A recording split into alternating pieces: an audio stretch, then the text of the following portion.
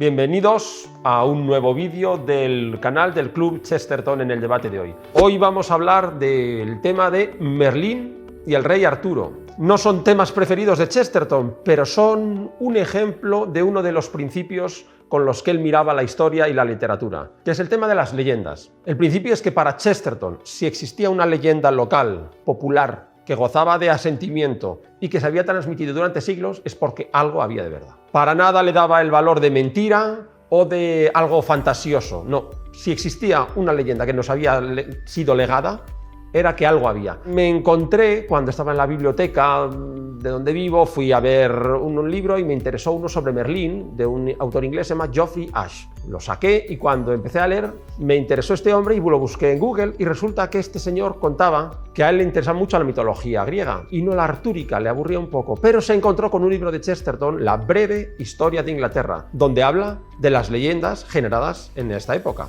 Y entonces le interesó tanto el tema que fue ya uno de sus motivos de investigación, escribió muchos libros y 40 o 50 años después fue hasta condecorado como miembro de la Orden del Imperio Británico por sus estudios sobre Merlín y sobre Arturo especialmente. Bueno, ¿y qué dice este buen hombre que estudia a Merlín y Arturo desde Chesterton? Va contando la historia de cómo surge Merlín, que en el siglo XI hay un clérigo, Monmouth, que empieza a hablar de Merlín. ¿Por qué? Porque recoge toda una tradición. Para él, Merlín aparece cuando en el Imperio Romano, que Britania era parte del Imperio Romano, se está disgregando y empiezan ya las guerras entre los británicos, los britanos, y los invasores sajones. En estas guerras surge un traidor, el famoso Mordred, que nos ha llegado por la literatura artúrica, que traiciona a los británicos y se alía con los invasores. Los invasores a su vez le traicionan a él y hay una gran matanza de nobles britanos. Él, que ha sido traidor y que ha matado a un rey, los hijos de ese rey han tenido que huir a la parte de Bretaña. Y en este conflicto entre un britano que ha traicionado a los britanos y ha sido a su vez traicionado por los sajones, surge por primera vez Merlín. ¿Y cómo surge?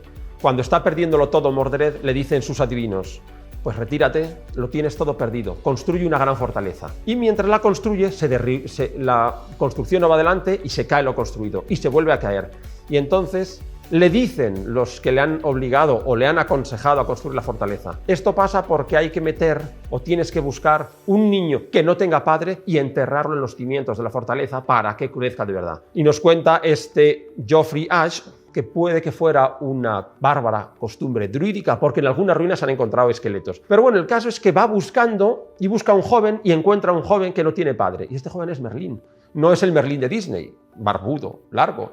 Es un joven que cuando lo traen a la fortaleza donde se está construyendo Mordred de la Torre, le dice Merlín: no, aquí no puedes construir, porque debajo de esta torre lo que está pasando es que hay un estanque. El caso es que intentan drenar y aparece un estanque. Y entonces se quedan todos asombrados con este Merlín que tiene ese don. Y después le dice: seguid, le dice Merlín a Mordred y al resto, seguid cavando, porque veréis que dentro hay dos dragones. Y entonces siguen excavando y dentro aparecen dos dragones. Este Merlín, que es capaz de ver eso, es en el relato de Monmouth quien hace un montón de profecías y anticipa que va a venir el jabalí de Cornualles, que es el rey Arturo. Bueno, esta es una de las grandes, esta es la primera gran aparición de Merlín, pero que tiene dos momentos más. A Merlín le atribuye haber sido el que ha traído lo que hoy es Stonehenge, según Monmouth, lo trajo de Irlanda, de lo que se llamaba el Círculo de los Gigantes, y fue también el artífice del nacimiento del rey Arturo, que es un nacimiento nada noble. Uno de los reyes, el padre de Arturo es Uther Pendragon, se enamora de la mujer de un noble, el noble huye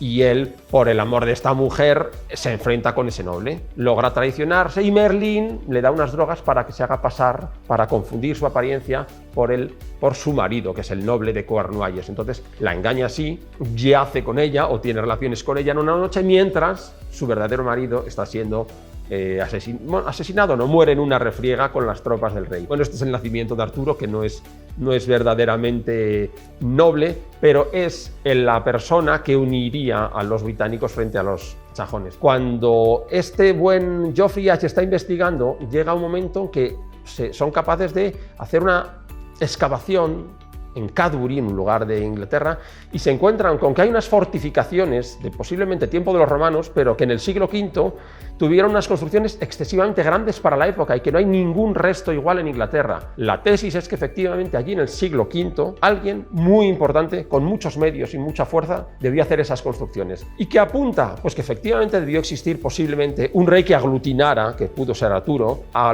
todos los nobles o reyes secundarios en contra de los invasores. Y Monmouth, este clérigo que escribe en el siglo XI, da datos que fueron verdaderos. Primero, dice, en el año de estos hechos vinieron a Britania el obispo fulano y el obispo mengano de Francia, y existieron, y están datados en el siglo V. Y luego da un dato, dice, el emperador en aquella época era el emperador León, y solo hubo un emperador León en Oriente que responda a ese periodo entre el 450 y el 470. Es decir, que por todas las fuentes que han pervivido, sí parece que en aquellos años del siglo V debió existir un rey Arturo. ¿Y qué quedaba de Merlín? Pues la tesis de este Geoffrey H. es que existieron dos Merlines. Uno, efectivamente vinculado a la profecía, cerca de Arturo, y otro, que es el joven, y otro viejo, que vivía en un bosque, que era un hombre medio ermitaño, medio loco, que hacía penitencia, pero que también venía asociado al don de la profecía. Esta es una historia apasionante que tiene muchas ramificaciones, muchas fuentes,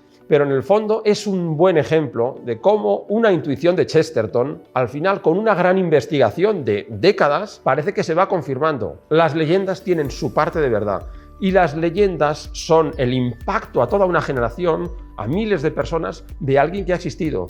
Y luego a lo mejor se van adornando o se van exagerando, pero el fondo es sin duda cierto. Si le ha gustado este vídeo, puede darle al me gusta, o al no me gusta, puede suscribirse al canal o comentar, que es lo que más nos gusta.